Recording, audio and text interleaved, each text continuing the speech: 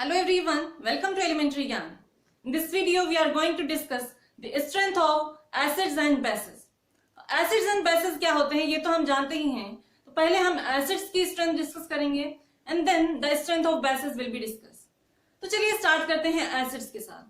Acids क्या होते हैं? Acids ऐसे substances होते हैं those produce hydrogen ion in their aqueous solution. मतलब जो acids होते हैं उनमें क्या कॉमन होता है? उनमें हाइड्रोजन कॉमन होता है. मतलब सभी एसिड जो होंगे उनमें हाइड्रोजन प्रेजेंट होगा, क्योंकि हाइड्रोजन आयन वो कब देंगे कि जब उनके पास हाइड्रोजन हो. ठीक है, तो ये जो हाइड्रोजन है इसके साथ जब भी कोई नॉन मेटल एलिमेंट मतलब इलेक्ट्रोनेगेटिव एलिमेंट, ऐसा एलिमेंट जिसके पास इलेक्ट्रॉन की कमी है, वो अगर हाइड्रोजन के साथ कंपाउंड बना रहा है, दैट मीन्स वो क्या होगा? वो एसिडिक होगा. मतलब हाइड्रोजन के साथ कौन होंगे? Non metals. क्योंकि नॉन मेटल्स की क्या प्रॉपर्टी होती है? इनके पास इलेक्ट्रॉन की कमी होती है, और इसलिए ये क्या करते हैं कि जब भी इनको एक्वस सोल्यूशन बनाया जाता है, मतलब जब भी ये पानी में जाएंगे, तो ये नॉन मेटल्स क्या करते हैं? इस हाइड्रोजन को बुली करके इसका एक इलेक्ट्रॉन जो होता है उसकी लूट कर लेते हैं. दैट मीन्स ये नॉन मेटल्स क्या होते हैं? ये हुलीगन्स हैं. इनको हम हुलीगन्स कह सकते हैं. फॉर एग्जाम्पल वो नॉन मेटल कौन कौन से हैं? जैसे कि अगर हाइड्रोजन आपको दिखे फ्लोरीन के साथ, oxygen and nitrogen, chlorine and bromine, iodine, ये सभी क्या हैं? इनके पास इलेक्ट्रॉन की कमी होती है. इसलिए ये जब भी आपको हाइड्रोजन के साथ दिखेंगे तो इनका एक्वस सॉल्यूशन जो होगा उसमें हाइड्रोजन आयन रिलीज होगा, और इसीलिए ये क्या है? ये एसिड्स होते हैं. जैसे कि HCl है, hydrochloric acid, hydrobromic acid, HNO3 nitric acid, H2SO4 sulphuric acid. ये सभी क्या है? ये एसिड है, क्योंकि ये इनके एक्वस सॉल्यूशन में हाइड्रोजन आयन प्रोड्यूस करते हैं. तो अब हमें क्या डिस्कस करना है? हमें देखना है कि स्ट्रेंथ ऑफ एसिड्स क्या होती है. तो हमने ये देख लिया कि जो एसिड्स होते हैं उनमें हाइड्रोजन आयन रिलीज होता है. तो ये हाइड्रोजन आयन जो है ये कितनी इंटेंसिटी के साथ रिलीज हो रहा है किसी भी एटम में? मतलब जो नॉन मेटल्स हैं ये कितनी स्ट्रेंथ के साथ या कितनी इंटेंसिटी के साथ इस हाइड्रोजन एटम में से इलेक्ट्रॉन की लूट करेंगे, वही क्या होती है? इनकी स्ट्रेंथ होती है.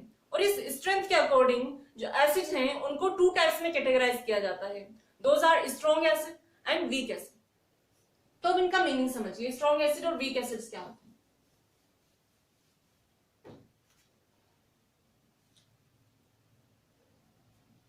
Acids are classified into two categories. First is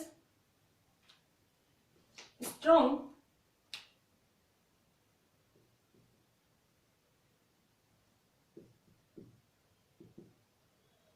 and weak acids. अब कौन से एसिड्स स्ट्रॉन्ग होंगे और कौन से एसिड्स वीक होंगे, ये तो हम जानते हैं कि ये दोनों ही एसिड्स जो हैं, क्योंकि इनकी ये एसिड है इसलिए क्या करेंगे? हाइड्रोजन आयन रिलीज करेंगे इनके एक्वस सॉल्यूशन में. लेकिन स्ट्रॉन्ग एसिड्स ऐसे एसिड्स होते हैं कि जब भी उनको वाटर में डिसोल्व किया जाए तो क्या होगा? उनके जितने मॉलिक्यूल हमने वाटर में मिक्स किए थे वो सारे के सारे आयोनाइज हो जाए. मतलब फॉर एग्जाम्पल मान लीजिए हमारे पास हाइड्रोक्लोरिक एसिड है, और हाइड्रोक्लोरिक एसिड का हमने बनाया एक्वस सॉल्यूशन, मतलब इसको पानी में मिक्स किया हमने. ठीक है, पानी में मिक्स करने के बाद क्या हुआ? क्या होगा? क्योंकि यहां पर क्लोरीन है तो हाइड्रोजन के इलेक्ट्रॉन की लूट हो जाएगी और ये बन जाएगा पॉजिटिव आयन. और क्लोरीन ने क्या किया है? क्लोरीन ने इलेक्ट्रॉन गेन किया है, तो इस पर आ जाएगा चार्ज माइनस का, क्योंकि ये क्या है? क्लोराइड आयन बन गया, क्योंकि इसने इलेक्ट्रॉन एक्सेप्ट किया है हाइड्रोजन का. तो ये सब एक्वस सॉल्यूशन में. तो अब बात आती है स्ट्रेंथ की. तो मान लीजिए यहां पर हमने 1 मोल HCl लिए थे, यहां पर हमने लिए 1 मोल HCl, और 1 मोल का मीनिंग क्या होता है? Avogadro's number.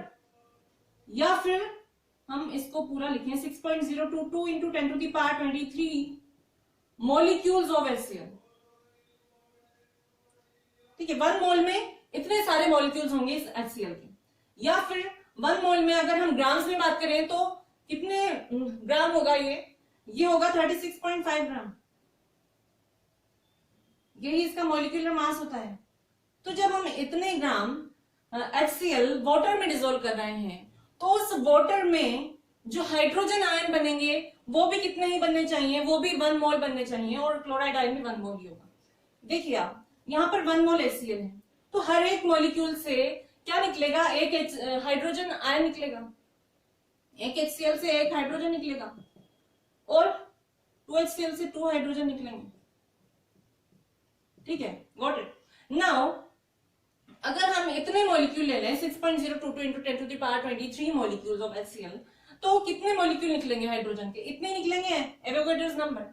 तो जब 1 मोल किसी एसिड का हम एक्वस सॉल्यूशन बना रहे हैं तो हमें कितने हाइड्रोजन मिले, 1 mole hydrogen molecule hydrogen ion मिल रहे हैं उसके एक्वस सॉल्यूशन में, तो वो क्या होगा, वो स्ट्रॉन्ग एसिड होगा। ठीक है, मतलब सारे के सारे मॉलिक्यूल जो सॉल्यूशन में प्रेजेंट है, एसिडिक सॉल्यूशन में, वो सब डिसोसिएट होकर हाइड्रोजन आयन रिलीज कर रहे हैं। एक भी मॉलिक्यूल एसिड का मतलब ऐसा नहीं बच रहा है जिसमें से हाइड्रोजन आयन रिलीज नहीं हुआ, मतलब सब सारे के सारे क्या होंगे, आयंस में ब्रेक हो जाते हैं। तो स्ट्रॉन्ग एसिड्स क्या होंगे, those acids which completely dissociate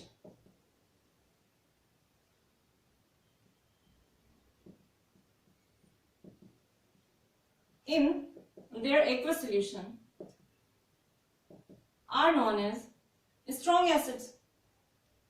For example, अगर हम बात करें HCl स्ट्रॉन्ग एसिड है, H2SO4 इसका भी एक्वस सॉल्यूशन बनाएंगे तो हमने जितने भी मॉलिक्यूल्स लिए थे H2SO4 के पानी के अंदर, उन सब के साथ क्या होगी, उनके सबके इलेक्ट्रॉन्स की लूट हो जाती है, और क्या बन जाएगा हमारे पास आयोनाइज्ड एसिडिक सॉल्यूशन बन जाएगा। मतलब सारे के सारे मॉलिक्यूल्स हैं सल्फ्यूरिक एसिड के, वो सब क्या करेंगे, अपने में से 2 हाइड्रोजन आयन रिलीज कर देंगे। ऐसे ही नाइट्रिक एसिड HNO3, ये भी क्या होता है, ये भी स्ट्रॉन्ग एसिड होगा, क्योंकि ये भी क्या करता है, ये भी वाटर की प्रेजेंट में क्या करेगा, अपने में से हाइड्रोजन आयन रिलीज कर देगा।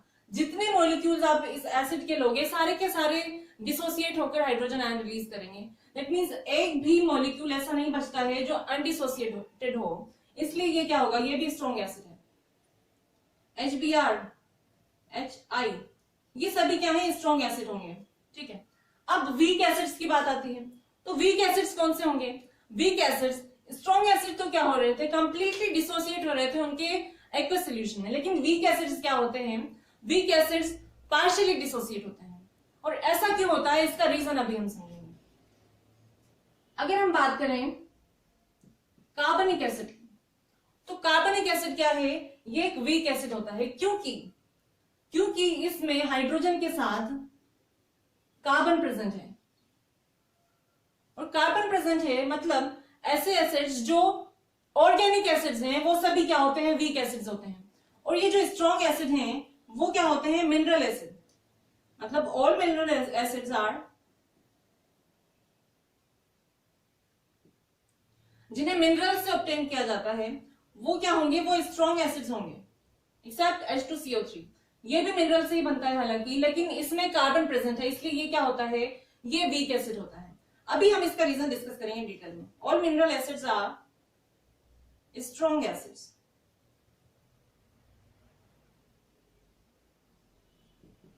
ठीक है, अब हम इसकी बात कर रहे थे कि H2CO3 जो कार्बनिक एसिड है ये वीक एसिड क्यों है, क्योंकि जब इसका हम एक्वस सॉल्यूशन बनाएंगे तो उसमें क्या होगा, उसमें ये जो H2CO3 के हमने जितने मॉलिक्यूल लिए थे वो सारे के सारे डिसोसिएट नहीं होंगे, कुछ मॉलिक्यूल्स अनडिसोसिएटेड रह जाते हैं, मतलब ये बन गए हमारे पास 2H+ आयन और कार्बोनेट आयन बन गए। लेकिन जब एक्वस सॉल्यूशन है इसका, तो उस एक्वस सॉल्यूशन में कुछ मॉलिक्यूल्स आपको H2CO3 के भी मिलेंगे, और साथ में क्या मिलेंगे, H+ आयन और कार्बोनेट आयन एक्वस सॉल्यूशन में। तो ऐसा क्यों है, ऐसा इसलिए है कि यहाँ पर कार्बन प्रेजेंट है, और कार्बन की प्रॉपर्टी क्या होती है कि ये इलेक्ट्रॉन्स को शेयर करता है, मतलब ये हाइड्रोजन का फ्रेंड है। मतलब ज्यादातर केसेस में जो कार्बन इलेक्ट्रॉन शेयर करता है वो हाइड्रोजन के साथ करता है, और क्योंकि हाइड्रोजन भी इलेक्ट्रॉन्स को की शेयरिंग करना पसंद करता है, क्योंकि उसके पास सिर्फ 1 इलेक्ट्रॉन है, वो चाहता है कि उसका ड्यूप्लेट पूरा हो जाए, हीलियम गैस जैसा उसका कॉन्फ़िगरेशन हो जाए और वो स्टेबल हो जाए। इसीलिए जो ऑर्गेनिक कंपाउंड्स होते हैं मैक्सिमम, उनमें क्या प्रेजेंट होता है, कार्बन के साथ हाइड्रोजन प्रेजेंट होता है, क्योंकि ये क्या है, ये भी इलेक्ट्रॉन की शेयरिंग करता है और कार्बन की भी प्रॉपर्टी होती है कि वो इलेक्ट्रॉन को शेयर करना पसंद करता है। अब ये दोनों ही, इन दोनों की प्रायोरिटी क्या होती है, शेयरिंग ऑफ इलेक्ट्रॉन, इसलिए कार्बन क्या है, हाइड्रोजन का फ्रेंड होता है। ठीक है, ये दोनों बेस्ट फ्रेंड है। अब एक बात बताइए मुझे कि हाइड्रोजन कार्बन का फ्रेंड है और ये प्रेजेंट है किसी मॉलिक्यूल में, तो क्या वो उसके फ्रेंड के साथ इलेक्ट्रॉन की लूट होने देगा? वो कोशिश करेगा कि उसके साथ इलेक्ट्रॉन की लूट नहीं हो, वो उसको बचाने की कोशिश करेगा, लेकिन बहुत हद तक वो क्या करता है, उसकी कोशिश में नाकाम हो जाता है, क्योंकि ये हुलिगन्स इसके साथ प्रेजेंट है, ऑक्सीजन। तो यहां पर इस वजह से, कार्बन की वजह से, ये जो है मॉलिक्यूल कार्बनिक एसिड का, ये क्या होता है, ये कंप्लीटली डिसोसिएट नहीं होते हैं और कुछ मॉलिक्यूल्स को कार्बन बचा लेता है डिसोसिएटेड होने से। इस वजह से इनके एक्वस सॉल्यूशन में, मतलब ऑर्गेनिक एसिड के एक्वस सॉल्यूशन में क्या मिलता है हमें, कुछ तो हाइड्रोजन आयन रिलीज होंगे, लेकिन उसके साथ साथ एसिड के मॉलिक्यूल्स भी प्रेजेंट होते हैं और उसका रीजन है कार्बन। तो all the organic acids are weak acids because उनमें कार्बन प्रेजेंट होता है। वीक एसिड्स क्या होंगे, those acids which do not completely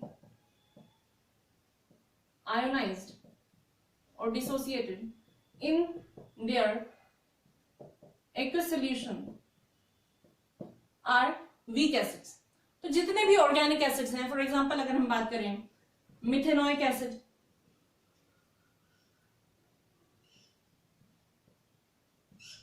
ethanoic acid CH3COOH, acetic acid भी बोला जाता है और इसको फॉर्मिक एसिड भी बोलते हैं। Oxalic acid COOH all twice, tomatoes में मिलता है।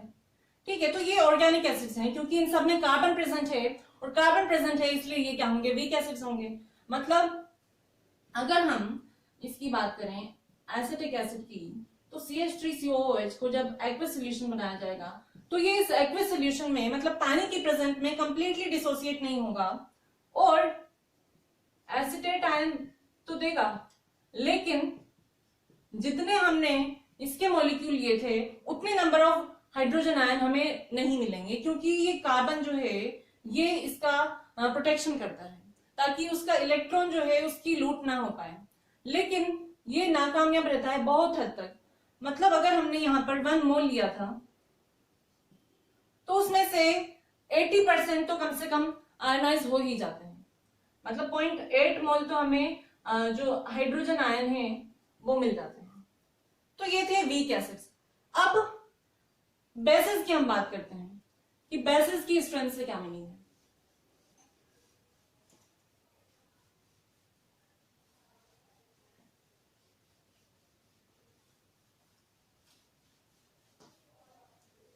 सबसे पहले बेसिस क्या होते हैं ये तो हम जानते ही हैं कि बेसिस ऐसे सब्सटेंसेस होते हैं जो वाटर की प्रेजेंस में क्या करते हैं, हाइड्रोक्साइड आयन रिलीज करते हैं।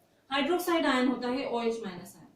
अब यहां पर देखिए, अगर ये आयन की फॉर्म में नहीं है तो ऑक्सीजन हाइड्रोजन के साथ प्रेजेंट है।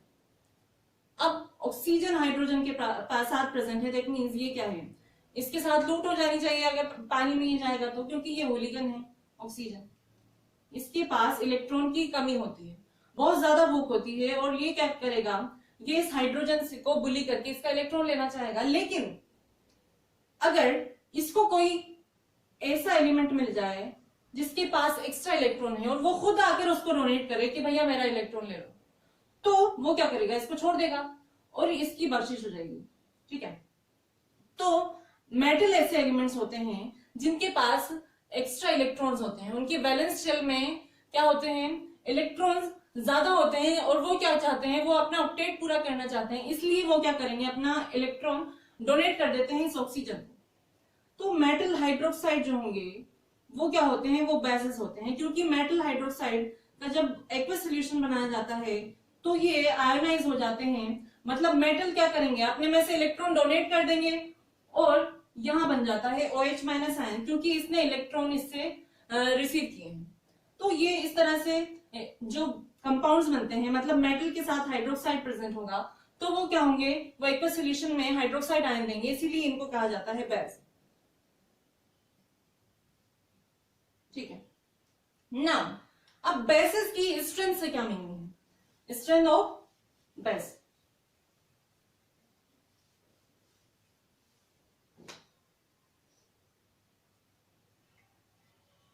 तो बेसिस की स्ट्रेंथ के अकॉर्डिंग इनको क्लासिफाई किया जाता है 2 कैटेगरीज में। एक तो होंगे स्ट्रॉन्ग बेस और वीक बेस। तो पहले देखिए बेसिस की स्ट्रेंथ क्या होगी। तो बेसिस जो हैं ये हाइड्रोक्साइड आयन रिलीज करते हैं। तो कितने इंटेंसिटी से जो मेटल एलिमेंट है वो उसको इलेक्ट्रॉन डोनेट कर रहा है अपना, और कितने इंटेंसिटी से हाइड्रोक्साइड आयन रिलीज हो रहे हैं उस बेस में, उसी को क्या कहा जाता है, उसी को इनकी स्ट्रेंथ कहा जाता है। और इस स्ट्रेंथ के अकॉर्डिंग जो बेसिस हैं वो 2 टाइप्स के हैं, एक तो है स्ट्रॉन्ग बेस और एक है वीक बेस। अब स्ट्रॉन्ग बेस क्या होंगे, जिस तरह से एसिड्स हमने देखे थे जो वाटर में कंप्लीटली डिसोसिएट होकर जितने मॉलिक्यूल हमने एसिड के लिए थे उतने ही मोल हमें क्या मिल रहे थे, हाइड्रोक्साइड आयन मिल रहे थे, हाइड्रोजन आयन मिल रहे थे। तो यहाँ पर क्या होगा, यहाँ पर जो स्ट्रॉन्ग बेस होंगे इनमें क्या होगा कि अगर हमने 1 मोल किसी बेस का लिया है तो 1 मोल ही हमें क्या मिलेगा, हाइड्रोक्साइड आयन मिल जाएंगे। तो ऐसे basis, those base which completely ionized in their aqueous solution are known as strong base. For example, sodium hydroxide. Metal है सोडियम और किसके साथ प्रेजेंट है, हाइड्रोक्साइड के साथ। तो जब इसका एक्वस सोल्यूशन बनाएंगे सोडियम हाइड्रोक्साइड का तो क्या होगा, ये ब्रेक हो जाएगा सोडियम आयन में और साथ में बनेगा एक हाइड्रोक्साइड आयन, इसीलिए ये क्या है, बेस है। और अगर हम इसमें नंबर ऑफ मॉलिक्यूल्स की बात करें तो अगर हमने यहाँ पर मान लीजिए 1 मोल लिए हैं, 1 मोल NaOH लिया है हमने, तो हमें क्या कितना मिल जाएगा, हमें 1 मोल ही सोडियम आयन मिलेगा और 1 मोल ही हाइड्रोक्साइड आयन मिल जाएगा। और 1 मोल हमें कैसे पता चलेगा, क्योंकि इसका जो ग्राम मॉलिक्यूलर मास होगा सोडियम हाइड्रोक्साइड का वो किसके इक्वल होता है, उसके 1 मोल क्वांटिटी के इक्वल होता है। मतलब gram molecular mass of NaOH will be equal to 6.022 into 10 to the power 23 molecules of NaOH। तो अगर हम जब इसका 1 मोल ले रहे हैं तो हमें कितना मिल रहा है, 1 मोल ऑफ हाइड्रोक्साइड आयन और 1 मोल ही सोडियम आयन मिल रहा है, इसलिए ये क्या है, ये एक स्ट्रॉन्ग बेस है। ऐसे ही potassium hydroxide, calcium hydroxide, magnesium hydroxide, ये सभी क्या होंगे, ये स्ट्रॉन्ग बेस होते हैं, क्योंकि ये इनके एक्वस सोल्यूशन में कंप्लीटली डिसोसिएट होकर जितने भी मॉलिक्यूल्स हमने बेसिस के लिए हैं वो सब टूटकर हाइड्रोक्साइड आयन में बदल जाते हैं। तो ये तो थे strong bases. Now what about weak bases. तो वीक बेसिस क्या होंगे, वीक बेसिस ऐसे बेसिस होंगे जो एक्वस सोल्यूशन में कंप्लीटली आयनाइज नहीं होते हैं बल्कि पार्शियली आयनाइज होते हैं, और जितने मॉलिक्यूल हमने बेसिस के लिए हैं उतने नंबर ऑफ हाइड्रोक्साइड हमें नहीं मिलते हैं, इसलिए ये क्या होते हैं, वीक बेसिस होते हैं। So, those bases which partially ionized in aqueous solution or when dissolved in water, तो उनको कहा जाता है weak base. For example NH4OH। Ammonium के साथ जब हाइड्रोक्साइड प्रेजेंट होगा तो ये वाटर में कंप्लीटली डिसोसिएट नहीं होता है। जैसे इसका डिसोसिएशन कैसे होगा, NH4OH। जब इसका एक्वस सॉल्यूशन बनाएंगे तो हमें मिल जाएगा अमोनियम आयन NH4+ और हाइड्रोक्साइड आयन। लेकिन जितने मॉलिक्यूल हमने इसके वाटर में डिसोसिएट किए थे वो सब डिसोसिएट होकर हाइड्रोक्साइड आयन नहीं देते हैं, बल्कि कुछ मॉलिक्यूल्स जो हैं वो अनडिसोसिएटेड रह जाते हैं, इसीलिए इसको बोला जाता है पार्शियली आयनाइज्ड, और ये क्या होगा, वीक बेस होगा। तो अब जो स्ट्रेंथ है किसी भी एसिड की या बेस की, उसको कैलकुलेट कैसे किया जाता है? तो किसी भी एसिड या बेस की जो स्ट्रेंथ होती है वो हमें उसकी पीएच वैल्यू बताती है। अब पीएच वैल्यू क्या होती है ये तो हम नेक्स्ट वीडियो में डिस्कस करेंगे, लेकिन अभी हम इसकी जो पीएच वैल्यू को कैलकुलेट कैसे करते हैं उसका थोड़ा सा इंट्रोडक्शन दे लेते हैं।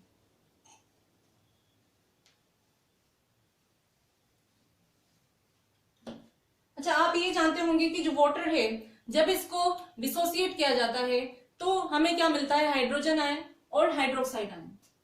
मतलब किसी भी एसिड या बेस का एक्वस सॉल्यूशन होगा तो उसमें क्या प्रेजेंट होता है, वाटर, क्योंकि एक्वा मींस होता है वाटर।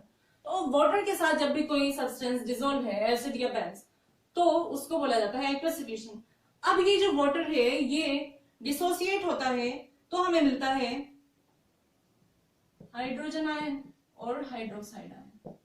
हालांकि कंप्लीटली डिसोसिएट नहीं होता है, पार्शियली डिसोसिएट होता है। मतलब उस जब हाइड्रोक्साइड मतलब H2O का हम डिसोसिएशन करेंगे तो हमें कुछ तो आयंस मिल जाते हैं, लेकिन कुछ मॉलिक्यूल्स उसके वाटर में भी प्रेजेंट है, उस आयन उस डिसोसिएटेड सॉल्यूशन में प्रेजेंट होते हैं, इसीलिए ये क्या है, पार्शियली आयनाइज होता है। लेकिन यहाँ पर हमें ये ध्यान में रखना है कि जब भी हम किसी भी एसिड का या बेस का एक्वस सॉल्यूशन बना रहे हैं तो वहां पर ये दोनों ही आयंस प्रेजेंट होते हैं। ठीक है, चाहे वो एसिड हो या बेस हो, अगर वो वाटर के साथ है तो उसमें हाइड्रोजन आयन भी होगा और हाइड्रोक्साइड आयन भी होगा, और इसी की हेल्प से हम किसी भी एसिड या बेस की स्ट्रेंथ पता कर सकते हैं, क्योंकि स्ट्रेंथ जो होती है वो डिपेंड करती है हाइड्रोजन आयन कॉन्सेंट्रेशन पर। अब हाइड्रोजन आयन कॉन्सेंट्रेशन क्या है? हाइड्रोजन आयन कॉन्सेंट्रेशन होता है किसी भी एसिड या बेस का कि उसमें कितने कॉन्सेंट्रेशन के साथ हाइड्रोजन आयन प्रेजेंट है। अब कॉन्सेंट्रेशन का मीनिंग समझिए आप, कि मान लीजिए मेरे पास HCl है, ठीक है, इसका एक्वस सॉल्यूशन हमने बनाया और ये एक्वस सॉल्यूशन में ब्रेक हो गया H+ आयन में और साथ में मिल गया Cl-। अब इसकी कॉन्सेंट्रेशन कितनी होगी हाइड्रोजन आयन की, ये हमें ये बताएगा कि इसकी स्ट्रेंथ कितनी है। तो यहां पर आप देखिए कि ये एसिड है और हमने इसको मिला दिया इस वाटर में, तो वाटर में तो ऑलरेडी H+ आयन थे, लेकिन हमने जब इसमें एसिड मिलाया तो उसमें हाइड्रोजन आयन जो है उनकी क्वांटिटी या उनका अमाउंट बढ़ जाता है, क्योंकि हाइड्रोजन आयन पहले से प्रेजेंट थे और हमने और हाइड्रोजन आयन उसमें मिला दिए, तो हाइड्रोजन आयन का जो इंटेंसिटी है या कॉन्सेंट्रेशन है वो बढ़ गया, और जो हाइड्रोक्साइड आयन है वो तो जितने थे उतने ही रहे। इसीलिए जो एसिड्स होते हैं उनमें क्या होता है, एक्सेस ऑफ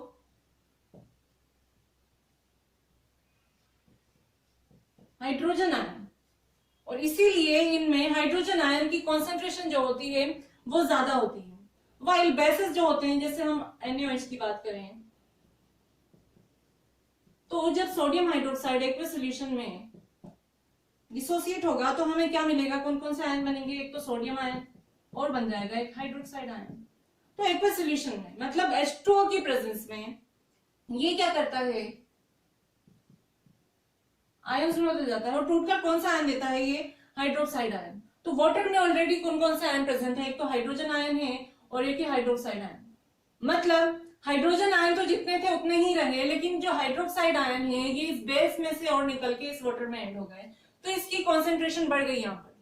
मतलब हाइड्रोजन आयन तो है उसमें, लेकिन उनकी कॉन्सेंट्रेशन जो है वो कम है एज कंपेयर टू एसिड्स। इसलिए हम कहते हैं कि जो एसिड्स होते हैं उनमें हाइड्रोजन आयन कॉन्सेंट्रेशन ज्यादा होती है और बेसिस जो होते हैं उनमें हाइड्रोजन आयन कॉन्सेंट्रेशन कम होती है, और इसी की हेल्प से हम पीएच वैल्यू निकालते हैं, और पीएच वैल्यू से ही हमें किसी भी एसिड और बेसिस की स्ट्रेंथ का पता चलता है।